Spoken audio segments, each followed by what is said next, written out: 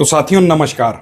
साथियों सोचिए, एक सुबह आप उठते हैं, मोबाइल को खोलते हैं और पहली ही खबर क्या दिखती है कि तेल के दाम एक बार फिर से बढ़े, गैस सप्लाई पर खतरा, दुनिया में आर्थिक संकट गहराया। सुनने में तो ये बड़ी आम सी हेडलाइंस लगती हैं, लेकिन अगर मैं आपसे कहूं कि ये सिर्फ बाजार की हलचल नहीं बल्कि एक ऐसे युद्ध का असर है जिसने अपनी शक्ल पूरे तरीके से बदल ली है। तो साथियों मेरा नाम है मनदीप और आज हम इसी कहानी को समझने की पूरी पूरी कोशिश करेंगे। ये सिर्फ मिसाइलों और बमों की नहीं बल्कि उस अदृश्य लड़ाई की कहानी है जो सीधे सीधे आपकी जेब, आपकी जिंदगी और पूरी दुनिया की अर्थव्यवस्था को फिलहाल के दिनों में बुरे तरीके से प्रभावित कर रही है। ये युद्ध अब मिलिट्री वार नहीं रहा है, ये ऑयल वार बन चुका है। और जब युद्ध तेल पर आ जाए तो समझ लीजिए कि कोई भी दुनिया का आदमी, कोई भी सिंगल पर्सन इससे बिल्कुल भी नहीं बच सकता है। वो सभी इसकी चपेट में आने वाले हैं।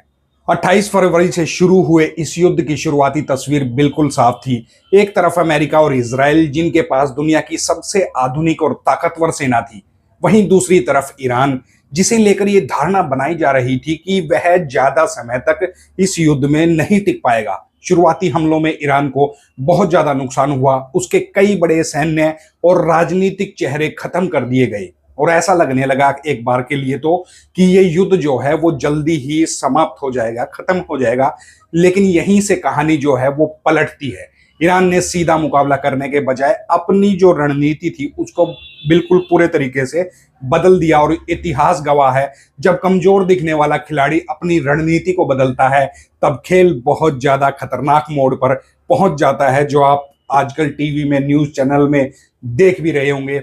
अगर साथियों हम जून 2025 की स्थिति को याद करें, जब पहली बार हमला हुआ था, तब ईरान ने दो बड़े कदम उठाए थे। उसने स्ट्रेट ऑफ हॉर्मुज को बंद नहीं किया था और उसने युद्ध जो है वो खाड़ी देशों तक नहीं फैलने दिया था। उसने युद्ध अपने स्तर तक ही, अपने तक सीमित रखा था।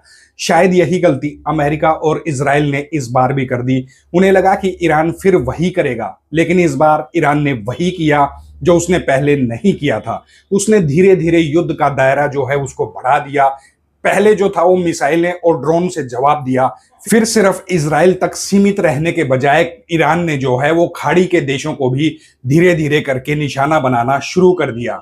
दिलचस्प बात यह है कि ये खाड़ी देश युद्ध से पहले अमेरिका से कह रहे थे कि इस टकराव से बचा जाए, लेकिन जब ईरान ने हमला शुरू किया तो सबसे पहले उनके इंफ्रास्ट्रक्चर को निशाना बनाना शुरू किया।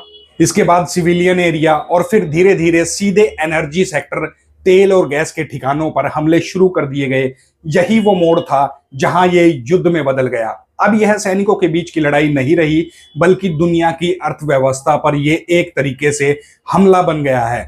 इस पूरे घटनाक्रम में सबसे बड़ा और खतरनाक मोड़ तब आया जब इजराइल ने जवाब में ईरान के गैस फील्ड पर हमला कर दिया। अब तक अमेरिका और इजराइल इस बात से बच रहे थे कि ईरान के ऑयल और गैस इंफ्रास्ट्रक्चर जो है उसको टारगेट ना किया जाए, क्योंकि सभी जानते थे कि अगर ऐसा हुआ तो ये युद्ध सीमाओं से बाहर निकल जाएगा। लेकिन इजराइल ने साउथ पार्स जो गैस फील्ड है ईरान का, उसको निशाना बना दिया, जो दुनिया का सबसे बड़ा गैस फील्ड माना जाता है, जिससे ईरान की लगभग 80% बिजली बनती है।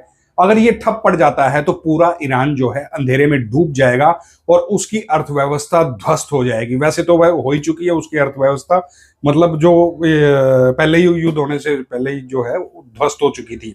मामला और भी जटिल इसलिए हो गया है क्योंकि ये गैस फील्ड सिर्फ ईरान का नहीं है, इसमें कतर की भी बहुत ज्यादा हिस्सेदारी है। यानी अब ये टकराव सिर्फ 3 देशों तक सीमित नहीं रहा बल्कि एक अंतर्राष्ट्रीय संकट बन गया है। यही कारण है कि अमेरिका ने तुरंत बयान जारी करके खुद को इस हमले से अलग बताया है। इससे साफ हो गया है कि अब सहयोगी देश भी इस स्थिति में अपने आप को असहज महसूस कर रहे हैं और सीधे सीधे इसमें नहीं फंसना चाहते हैं। अब अगर हम बड़ी तस्वीर देखें तो ये युद्ध अब वैश्विक असर डाल रहा है।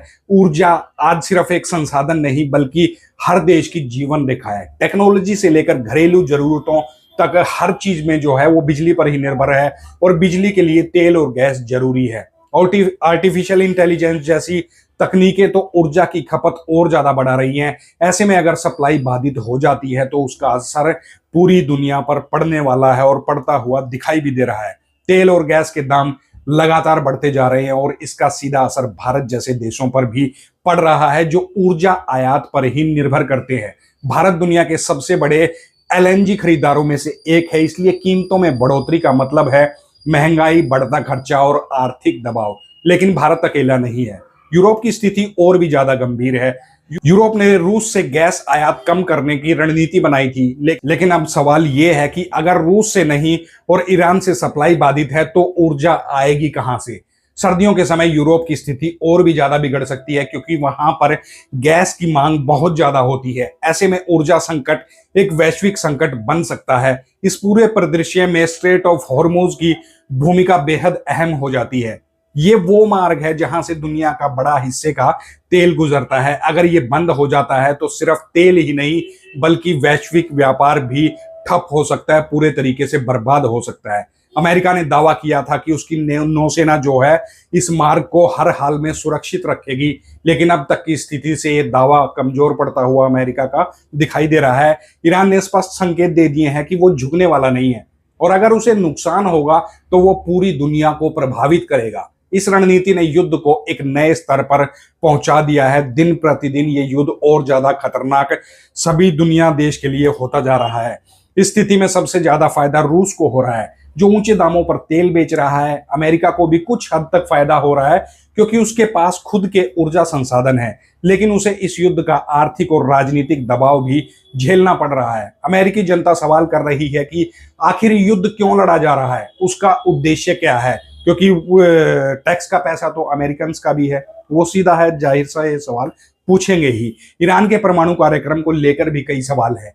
क्या वो सच में परमाणु हथियार के करीब था या ये सिर्फ एक बहाना था? इस पर स्पष्टता नहीं है, लेकिन खतरा जरूर है। अगर ईरान में सत्ता परिवर्तन होता है तो वहां गृह युद्ध की स्थिति बन सकती है और ऐसे में परमाणु तकनीक गलत हाथों में जा सकती है। दूसरी तरफ अगर सत्ता परिवर्तन नहीं होता तो भी नेतृत्व को लेकर असमंजस बना हुआ है क्योंकि शीर्ष नेतृत्व पर हमले हुए हैं। कमान अब बिखरी हुई ईरान के अंदर सीधे सीधे रूप से नजर भी आ रही है।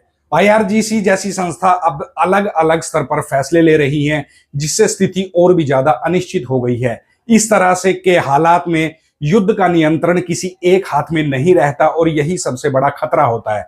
ईरान ने इसी अराजकता का फायदा उठाते हुए युद्ध को ऑयल वार में बदल दिया है, जहां असर सिर्फ युद्ध क्षेत्र तक सीमित नहीं रहता बल्कि पूरी दुनिया इससे स्पष्ट रूप से प्रभावित नजर आती है। अब सवाल ये नहीं है कि कौन जीतेगा और कौन हारेगा, बल्कि ये है कि इस युद्ध में कौन बच पाएगा, क्योंकि इसका असर हर देश, हर अर्थव्यवस्था और हर व्यक्ति पर पड़ रहा है। दुनिया के सामने अब सबसे बड़ी चुनौती यह है कि इस युद्ध को किस तरीके से रोका जाए।